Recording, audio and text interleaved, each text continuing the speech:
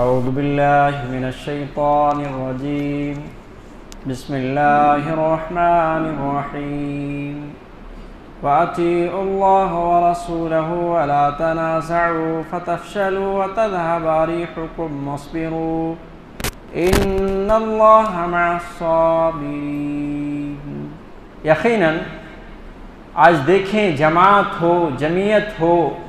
ملک ہو، آپس میں لڑنے اور تنازع پیدا کرنے کی وجہ سے ہی یہ ساری مسلمان ٹولی ٹولی اور جماعت جماعت میں بٹی ہوئی ہے۔ آج دیکھیں مسلمانوں کی ممالک کو اگر دیکھیں تو 50 سے زائد ممالک ہیں، ان کے پاس طاقت بھی ہے، ان کے پاس ہتھیار بھی ہے، ان کے پاس افراد بھی ہے، مگر ان کے پاس ہوا نہیں ہے، کیونکہ اختلاف ہے، تنازع ہے، جس کی وجہ سے ہوا اکھڑ گئی ہے۔ اور اس کی ایک مثال جو آپ روزمرہ آپ مشاہدہ کر رہے ہیں کہ کوئی گاڑی ہو تو گاڑی میں اگر بہت زیادہ اس میں لوڈ ڈال دیا جائے، مثلا ٹریکٹر ہو، اس کے اندر کافی بھاری لوڈ وزنی ڈال دیا جائے اور اس کے ٹائر میں ہوا نہ ہو تو ایسی صورت میں کیا ہوگا؟ کیا وہ گاڑی آگے جائے گی؟ آپ لوگ خود بتائیں گے کہ نہیں جائے گی۔ تو اللہ رب العالمین یہی بات کہہ رہا ہے کہ اگر تم آپس میں لڑائی کرے، آپس میں تنازع رہے تمہارے درمیان اور اسی طریقے سے مسائل پیدا ہوتے رہے تو ایسی صورت میں یہ نقصان تمہیں دیکھنے کو ملے گا کہ تمہاری ہوا اکھڑ جائے گی، ہوا ہی نہیں رہے گی، تم بڑھو گے کیسے آگے؟ وگرنہ دیکھیے 50 سے زائد ممالک مسلمانوں کی اگر وہ آپس میں تنازع نہیں ہوتا، اتحاد و اتفاق ہوتا تو آج کہاں کے کہاں مسلمان پہنچ گئے ہوتے۔ اس کے بعد اللہ رب العالمین نے ایک نسخہ بتایا کہ اگر تم یہ چاہو کہ تم آپس میں لڑائی جھگڑے سے دور رہو تو ایسی صورت میں نسخہ یہ لے لو، وَاصْبِرُوا إِنَّ اللَّهَ مَعَ الصَّابِرِينَ، کہ تم صبر کرو، یقیناً اللہ رب العالمین صبر کرنے والے کے ساتھ ہے۔ یہ نسخہ ہے کہ آدمی اگر ایک دوسرے سے لڑائی جھگڑا نہ کرنا چاہے تو صبر و تحمل اور برداشت سے کام لینا پڑے گا۔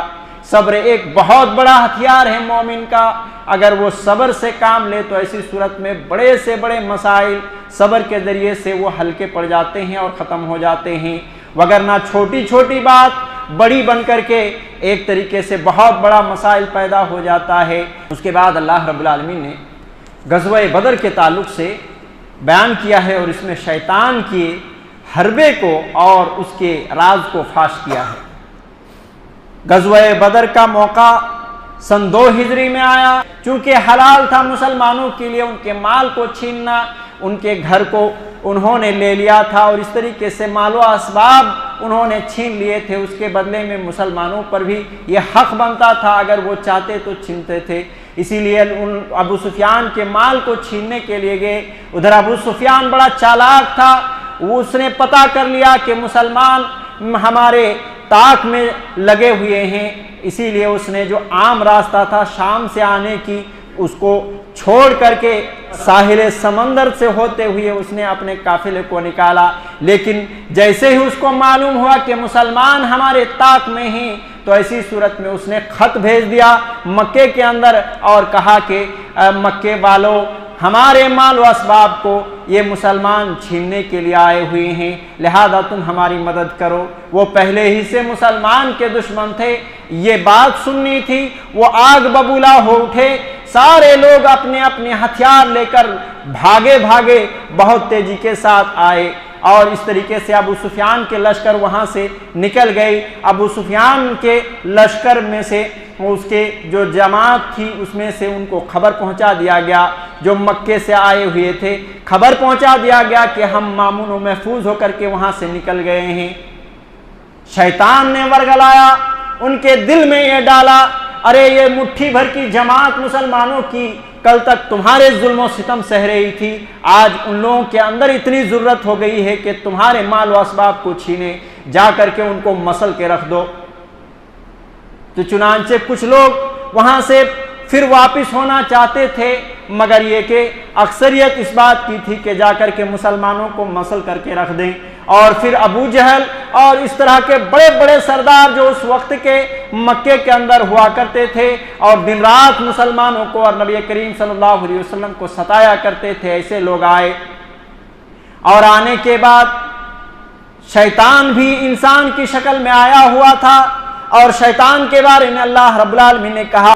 ان کے جو یہ غرور و تکبر کا اعمال تھے اس کو مزین کر کے اس نے پیش کیا اور کہا وقال لا غالب لکم اليوم من الناس، کہ آج دنیا کے کوئی تم لوگوں کی جیت نہیں سکتے، تم ہی لوگ جیتنے والے ہو، تم ہی لوگ غالب آنے والے ہو۔ گویا کہ اس نے لوگوں کو ابھارا، وَإِنِّي جَارٌ لَكُمْ، اور کہنے لگا کہ میں تمہارا حمایتی ہوں، میں تمہارا مددگار ہوں۔ فَلَمَّا تَرَأَتِ الْفِئَتَانِ نَكَصَ عَلَىٰ عَقِبَيْهِ، لیکن جب بدر کے میدان میں پہنچے اللہ رب العالمین کی طرف سے فرشتوں کا نزول آنا شروع ہوا، شیطان نے فرشتوں کو دیکھا اور بھاگنا وہ شروع کیا۔ لوگوں نے اس کو پوچھا، کہنے لگے کہ کہاں تم بھاگ رہے ہو؟ کہنے لگا کہ میں جو چیز دیکھ رہا ہوں وہ تم نہیں دیکھ رہے ہو، انی ارا ما لا ترون انی اخاف اللہ، میں اللہ رب العالمین سے ڈرتا ہوں۔ اس آیت کریمہ میں بہت ساری باریکیاں ہیں۔ سب سے پہلی باریکی جو ہے اس کے اندر آپ دیکھیں کہ شیطان خود کہہ رہا ہے کہ میں اللہ رب العالمین سے خوف کھاتا ہوں۔ اگر کسی کے دل میں خوف ہو اور صرف خوف ہی کام ہو جاتا تو ایسی صورت میں شیطان بھی کامیاب ہو جاتا۔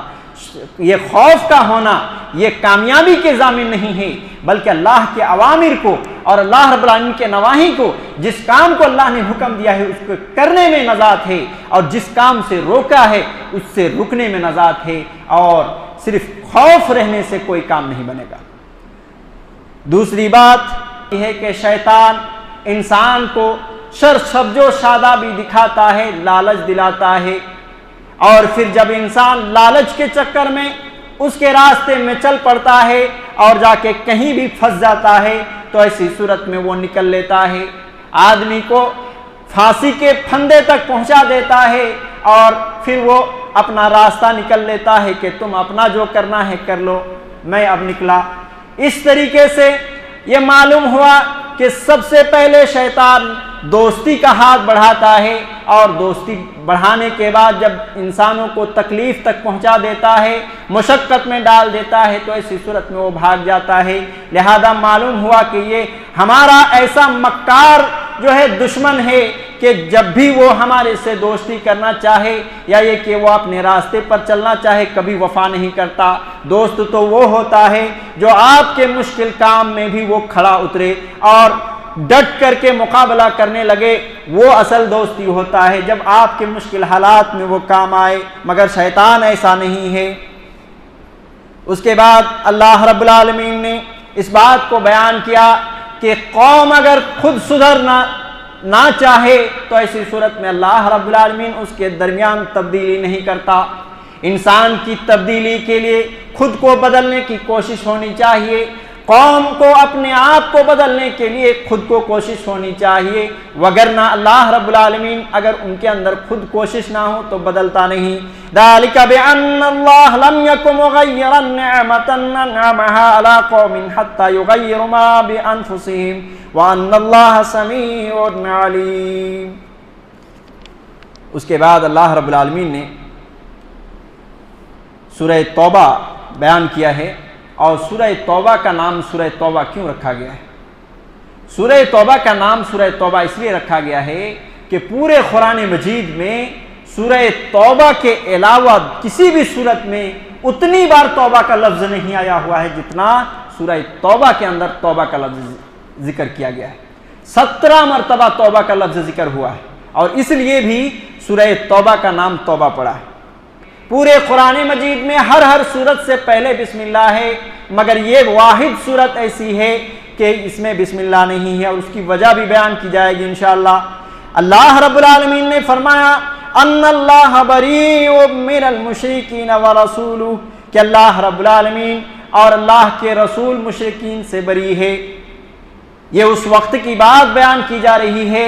کہ جب مشرکین مکہ نے مسلمانوں کے ساتھ عہد و پیمان کرنے کے بعد اس کو توڑ دیا تھا، اور مسلمانوں میں سے جو ان کے حلیف لوگ تھے ان کے 20 لوگوں کو قتل کر دیا تھا۔ اس وقت اللہ رب العالمین نے یہ بات بیان کی ہے اور کہا ہے کہ اللہ رب العالمین مشرکوں سے بری ہے، اور اسی طریقے سے اللہ کے رسول بھی مشرکین سے بری ہیں۔ لہذا مسلمانوں کو یہ کہہ کر کے یہ پیغام دیا گیا کہ اے مسلمانوں، جس کا تم ایمان رکھتے ہو اللہ اور اس کے رسول کے اوپر، وہ خود مشرکین سے بری ہیں، لہذا تم بھی مشرکوں سے بری ہو جاؤ، اس سے دوستی کرنے کی ضرورت نہیں ہے۔ دیکھیے یہاں اس آیت کریمہ پر غور کیجئے کہ مسلمانوں کو ایک طریقے سے حکم دیا جا رہا ہے کہ ایسے لوگوں کے پیچھے پڑنا نہیں ہے، بلکہ ان کے ساتھ اللہ بھی دشمن ہے اور اللہ کے رسول بھی دشمن ہے، تو ایسی صورت میں تم لوگ بھی اپنا دشمنی دکھاؤ۔ اور پھر ایک طرف یہ کہنے کے بعد اور اس چیز کو ظاہر کرنے کے بعد بھی کہ اللہ ایسے لوگوں سے خوش نہیں ہے، مگر اللہ کتنا بڑا رحیم ہے، کتنا بڑا رحیم ہے۔ اللہ رب العالمین کہتا ہے فَإِن تُبْتُمْ فَهُوَ خَيْرٌ لَكُمْ، کہ اے لوگو، اے مشرکو، اگر تم توبہ کر لو تو یہ تمہارے حق میں بہتر ہے، یعنی میں تمہارے توبہ کو قبول کرنے کے لیے ریڈی ہوں، لہذا تم اگر توبہ کر لو تو ایسی صورت میں تمہاری توبہ کو قبول کر لوں گا۔ اللہ اکبر، کتنا رحم ہے اللہ رب العالمین کے دل میں کہ جس کو کہا جا رہا ہے کہ ہم اس سے برات کا اظہار کر رہے ہیں، ہمارا رسول بھی برات کا اظہار کر رہا ہے، اے مسلمانوں تم بھی برات کا اظہار ایسے لوگوں سے کرو، اور فوراً بعد یہ کہتا ہے کہ اگر وہ توبہ کر لیں تو ایسی صورت میں توبہ کو قبول کرنے کے لیے راضی ہوں۔ اللہ اکبر۔ اس کے بعد اللہ رب العالمین نے یہ بیان کیا کہ اگر وہ لڑنا چاہیں، لڑائی کریں، تو ایسی صورت میں تم بھی لڑو، مگر یہ کہ یاد رکھو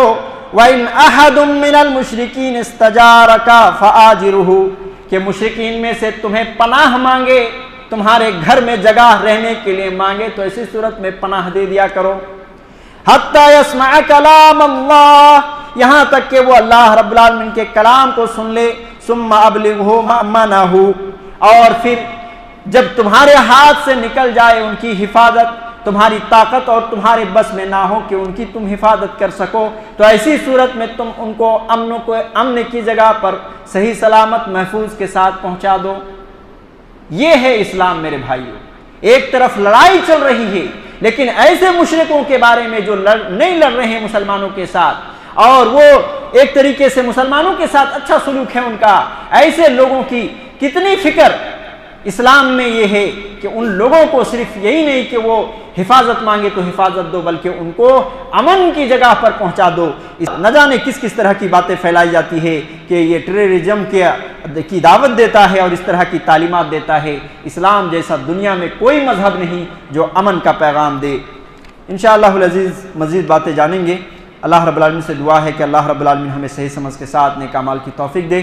آمین و صلی اللہ علیہ نبینا محمد وعلی آلہ وصحبہ اجمعین ومن تبعہم بإحسان الی یوم الدین۔ فرمایا قل ان کان آباؤکم وابناؤکم واخوانکم وازواجکم وعشیرتکم واموال اقترفتموها۔ اس آیت کریمہ میں 8 فطری محبتوں کو اللہ رب العالمین نے بیان کیا ہے، اور اللہ رب العالمین نے یہ بیان کیا ہے کہ ان 8 فطری محبتوں سے بھی بڑھ کر محبت اللہ اور اس کے رسول کے لیے ہونی چاہیے۔ اللہ رب العالمین نے فرمایا قل ان کان آباؤکم وابناؤکم واخوانکم وازواجکم، اے نبی آپ کہہ دیجئے کہ تمہارے باپ، تمہارے بیٹے، تمہارے بھائی اور تمہاری بیویاں، وعشیرتکم واموال اقترفتموها، اور تمہارے کنبے قبیلے والے اور تمہارے وہ مال جو تم نے جمع کیا ہے، وتجارت تخشونها کسادها، اور وہ تجارت، وہ بزنس جو تمہیں گھاٹے کا تمہیں ڈر لگا رہتا ہے،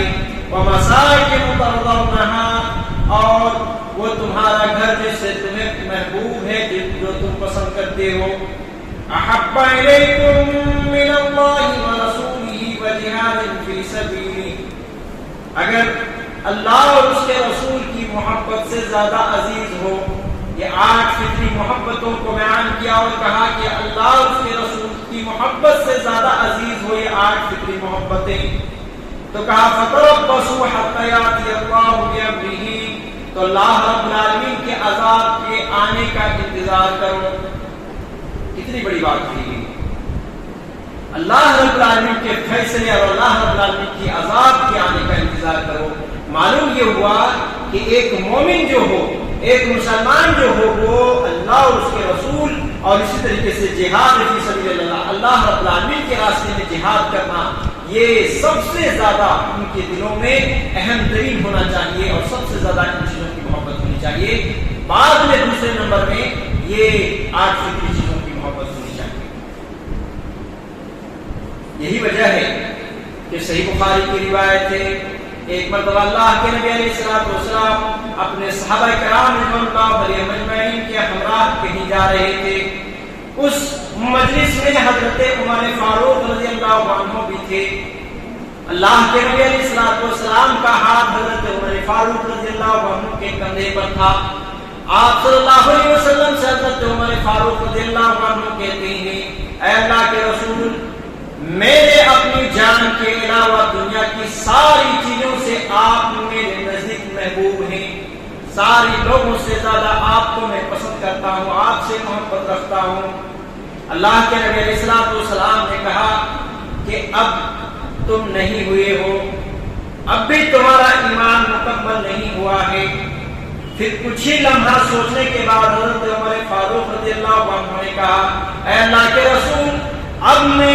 اپنی جان سے بھی زیادہ آپ سے محبت کرتا ہوں۔ اس کے بعد اللہ کے نبی صلی اللہ علیہ وسلم نے کہا، الآن الآن یا عمر، اے عمر، اے عمر، اب تمہارا ایمان سب مکمل ہوا ہے۔ یعنی ایک مومن کے دل میں سب سے زیادہ بلکہ اپنی جان سے بھی زیادہ اللہ اور اس کے رسول سے محبت ہونی چاہیے، تبھی جا کر کے ایک آدمی کا ایمان مکمل ہوگا۔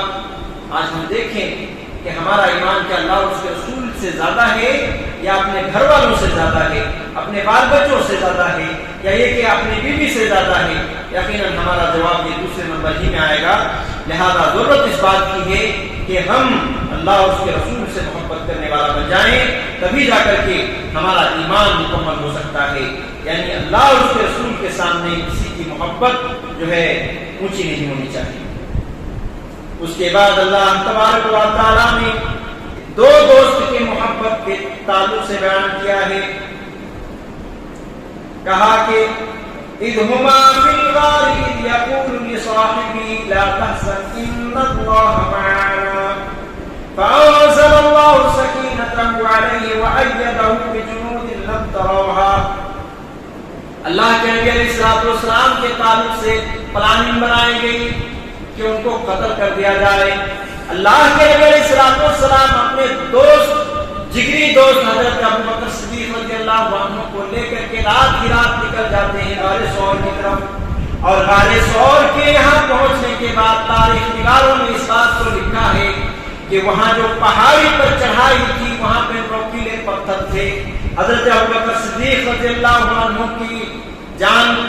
کو دیکھیے کہ وہ اللہ کے نبی علیہ الصلوۃ والسلام کے یہاں جب دیکھتے ہیں کہ نوکیلے پتھر ہیں، نبی صلی اللہ علیہ وسلم کو تکلیف ہو سکتی ہے، لہذا وہ اپنے کندھے پر اللہ کے نبی صلی اللہ علیہ وسلم کو سوار کر لیتے ہیں اور پھر غار ثور تک پہنچتے ہیں۔ وہاں پہنچنے کے بعد اللہ کے نبی علیہ الصلوۃ والسلام سے کہتے ہیں کہ اے اللہ کے نبی، آپ باہر تشریف رکھیں، میں اندر جا کے جائزہ لیتا ہوں کہ وہاں پہ ٹھہرنے کے لیے مناسب جگہ ہے بھی یا نہیں۔ حضرت ابوبکر صدیق رضی اللہ عنہ اندر جاتے ہیں، غار کو صاف صفائی کا کام کرتے ہیں اور وہاں پہ چند سوراخ دکھائی دیتا ہے۔ حضرت ابوبکر صدیق رضی اللہ عنہ کے پاس ایک چادر تھی، اسی کو پھاڑ پھاڑ کر کے، اسی کو ٹکڑے ٹکڑے کر کے سوراخ کو بند کرتے ہیں، مگر 2 سوراخ باقی رہ جاتا ہے۔ ابوبکر صدیق رضی اللہ عنہ اپنا دونوں پاؤں ان 2 سوراخوں میں رکھ دیتے ہیں، پھر کہتے ہیں اللہ کے نبی آپ تشریف لائیے۔ اللہ کے نبی علیہ الصلوۃ والسلام اندر آتے ہیں، وہاں ایک لمبا داستان ہے، لیکن میں جو چیز بیان کرنا چاہ رہا ہوں آیت کریمہ میں جو چیز بیان کی جا رہی ہے کہ جیسے ہی مشرکین مکہ کو معلوم ہوتا ہے کہ نبی گھر میں نہیں ہیں وہ بالکل اٹھے، فوری طور پر ایک مجلس سے مشورہ کیا اور پھر یہ طے پایا کہ جو محمد اور ابو بکر کا سر زندہ یا مردہ لائے گا سب اپنی ان کو دیا جائے گا۔ اللہ کے نبی علیہ السلام کو اور ابو بکر کو تلاشنے کے لیے چاروں طرف لوگ پھیل گئے اور اس غار تک بھی پہنچے لوگ۔ ابو بکر صدیق رضی اللہ عنہ نے جب ان کو دیکھا تو اللہ کے نبی علیہ السلام سے کہنے لگے، اے اللہ کے نبی اگر وہ لوگ ایک مرتبہ بھی ہماری طرف نیچے کی طرف دیکھیں تو اسی صورت میں ہمیں پالیں گے۔ اللہ کے نبی علیہ السلام کا توکل دیکھیے، توکل ہو تو ایسا ہو، اللہ کے نبی علیہ السلام ان کی طرف بھی نہیں جھانکتے ہیں کون آئے ہیں، کدھر پاؤں دکھ رہا ہے۔ اِذْهُمَا فِي الْغَارِ جب وہ دونوں غار میں تھے، اِذْ يَقُولُ لِصَاحِبِهِ اور یاد کرو اس وقت کو جب اس کے ساتھی نے یہ کہا کہ لا تحزن ان اللہ معنا، اے ابو بکر تم غم نہ کرو، اللہ رب العالمین ہمارے ساتھ ہے۔ جب اللہ ہمارے ساتھ ہے، ہماری مدد کے لیے موجود ہے، تو ایسی صورت میں تمہیں کسی چیز کی جو ہے گھبراہٹ اور خوف کھانے کی ضرورت نہیں ہے۔ ایسا اگر توکل آ جائے تو فائدہ کیا ہوگا؟ اللہ رب العالمین نے فوراً فائدہ بھی ان کو دکھایا۔ فَأَنزَلَ اللَّهُ سَكِينَتَهُ عَلَيْهِ اللہ رب العالمین نے ان کے اوپر سکینت نازل کر دی۔ وَأَيَّدَهُ بِجُنُودٍ لَّمْ تَرَوْهَا اور اللہ رب العالمین نے ایک ایسے لشکر کے ساتھ اللہ کے نبی اور ابو بکر صدیق رضی اللہ عنہ کی مدد کی جسے تم نہیں دیکھتے،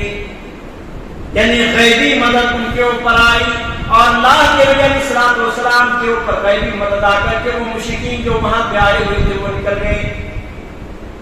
اگر اس وقت نبی کریم صلی اللہ علیہ وسلم کو دیکھ بھی لیتے تو اللہ رب العالمین اس سے پہلے ہی ایک فوج کو بھیج چکا تھا، ان کا کام تمام کرنے کے لیے کافی تھا۔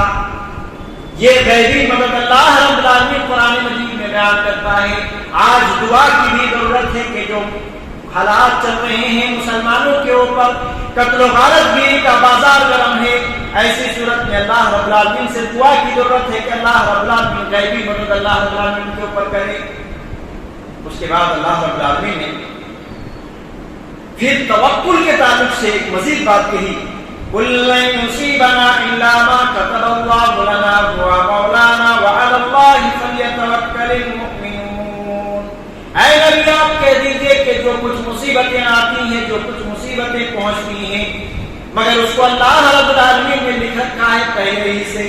وہی ہمارا کارساز ہے، وہی ہمارا بگڑی بنانے والا ہے، وہی ہمارے مدد کرنے والا ہے، وہی ہمارا دوست ہے۔ وَعَلَى اللَّهِ فَلْيَتَوَكَّلِ الْمُؤْمِنُونَ اور مومنوں کو تو صرف اللہ رب العالمین پر ہی بھروسہ رکھنا چاہیے۔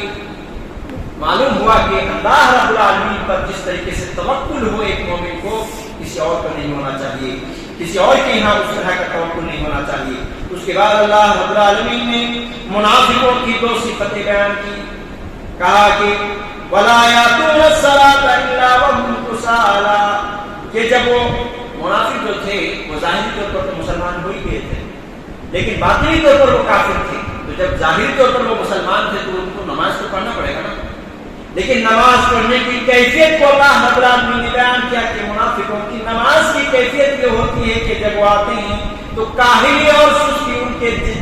جسم پر چھایا ہوا ہوتا ہے، ان کے چہرے پر چھایا ہوا ہوتا ہے۔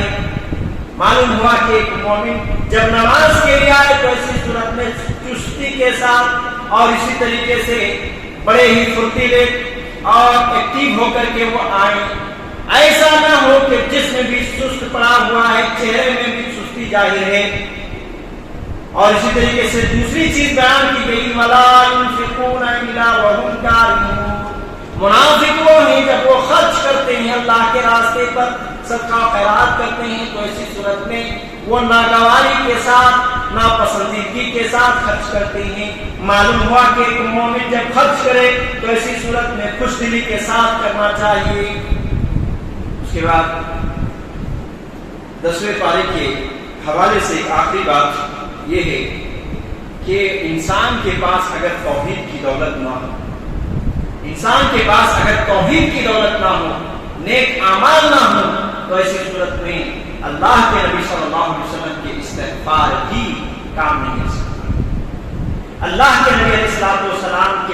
कपड़े भी बतौर तबर्रुक के हासिल कर लिया जाए तो भी काम नहीं सकता।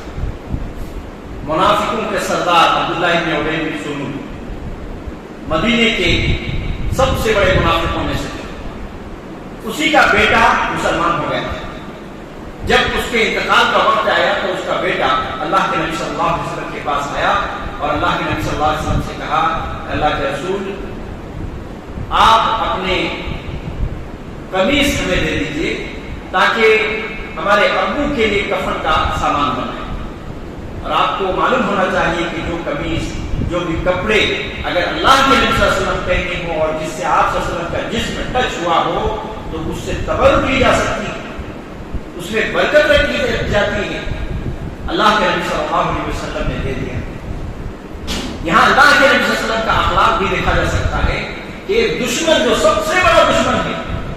उसका बेटा आता है और उसी के लिए कपड़ा मांगने के लिए आता है ताकि कफन में अपने अब्बू को पहनाए। लेकिन अल्लाह के नबी सल्लल्लाहु अलैहि वसल्लम का अखलाक देखिए कि उस दुश्मन को भी अपना कपड़ा दे देते हैं। बाद में मुफस्सिरीन किराम ने इस बात को भी लिखा है कि चूंकि अल्लाह के नबी सल्लल्लाहु अलैहि वसल्लम के चचा का उसने कफन की तैयारी करी थी, इस वजह से अल्लाह के नबी सल्लल्लाहु अलैहि वसल्लम पर एक तरीके से फर्ज था और उसी चीज को अल्लाह के नबी सल्लल्लाहु अलैहि वसल्लम ने लौटा दिया। फिर उसका बेटा आता है और कहता है, अल्लाह के रसूल, मेरे अब्बू के लिए नमाज जनाजा पढ़ा दीजिए। और नमाज जनाजा इस्तिग़फ़ार के लिए होता है। जो लोग इंतकाल करते हैं मैयत के लिए इस्तिग़फ़ार की जाती है, उनके लिए जो है मग़फ़िरत की दुआएं की जाती है।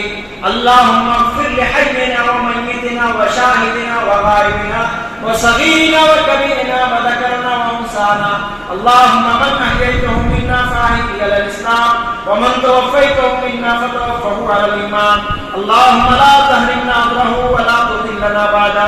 ये दुआ इस्तिग़फ़ार है और बेहतरीन दुआ भी है। लिहाजा अल्लाह के नबी अलैहिस्सलातु वस्सलाम वहाँ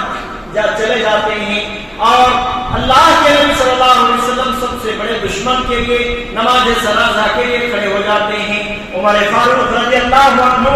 अल्लाह के नबी अलैहिस्सलातु वस्सलाम के कपड़े पकड़ते हैं और कहते हैं, अल्लाह के रसूल, क्या ऐसे दुश्मन के भी आप नमाज जनाजा पढ़ेंगे? लेकिन अल्लाह के नबी अलैहिस्सलातु वस्सलाम ने कहा कि मुझे उम्मीद है कि अगर मैं उसके लिए 70 से ज़ायद मरतबा भी इस्तिग़फ़ार करूं तो ऐसी सूरत में अल्लाह बख्श देगा। इन तस्तग़फ़िर लहुम अव ला तस्तग़फ़िर लहुम, ऐ नबी आप इस्तिग़फ़ार उनके लिए करें या इस्तिग़फ़ार ना करें। इन तस्तग़फ़िर लहुम 70 मर्रा, अगर 70 बार भी इस्तिग़फ़ार करें, फलन यग़फ़िरुल्लाहु लहुम, अल्लाह रब्बुल आलमीन उनको नहीं बख्शेगा, अल्लाह रब्बुल आलमीन उनको माफ नहीं करेगा। अल्लाह के नबी अलैहिस्सलातु वस्सलाम ने इस आयत करीमा का मफ़हूम ये समझा था कि अल्लाह के नबी सल्लल्लाहु अलैहि वसल्लम ने ये समझा था कि 70 मरतबा अल्लाह रब्बुल आलमीन ने कहा है, अगर 70 पर 1 या 70 पर 2 मरतबा अगर उसके लिए इस्तिग़फ़ार पढ़ लिया जाए तो ऐसी सूरत में अल्लाह माफ कर देगा। जो पूरी जिंदगी अल्लाह और उसके रसूल का दुश्मन बना बैठा है और तरह तरह की साजिशें कर रहा है, ऐसे लोगों को माफ नहीं करेगा। और फिर अल्लाह के नबी सल्लल्लाहु अलैहि वसल्लम ने उसके बाद फिर कभी भी किसी भी मुनाफिक के लिए, किसी भी मुशरिक के लिए और किसी भी काफिर के लिए आपने नमाज जनाजा के लिए नहीं करें। तो यहाँ पर क्या मालूम होता है कि आदमी अगर तौहीद परस्त ना हो, आदमी की जिंदगी में अगर तौहीद ना हो, कलिमा तय्यबा ना हो और इसी तरीके से नेक अमाल ना हो तो बड़े बड़े बुजुर्गों की भी दुआएं काम नहीं आ सकती। और इसी तरीके से शिर्क के जो दरवाजे खुले हुए हैं आज दुनिया के अंदर, ये दरवाजे भी काम नहीं आ सकते। लिहाजा जरूरत इस बात की कि हम मुआहिद बन जाएं, तौहीद परस्त बन जाएं, अल्लाह और उसके रसूल की जिंदगी को मुताला करने वाला बन जाएं और इसी तरीके से उनकी अल्लाह के नबी सल्लल्लाहु अलैहि वसल्लम के उसवा को अपनाने वाला बन जाएं। अल्लाह रब्बुल आलमीन हम सबको सही समझ के साथ नेक अमाल की तौफीक दे। आमीन। सल्लल्लाहु अलैहि वसल्लम।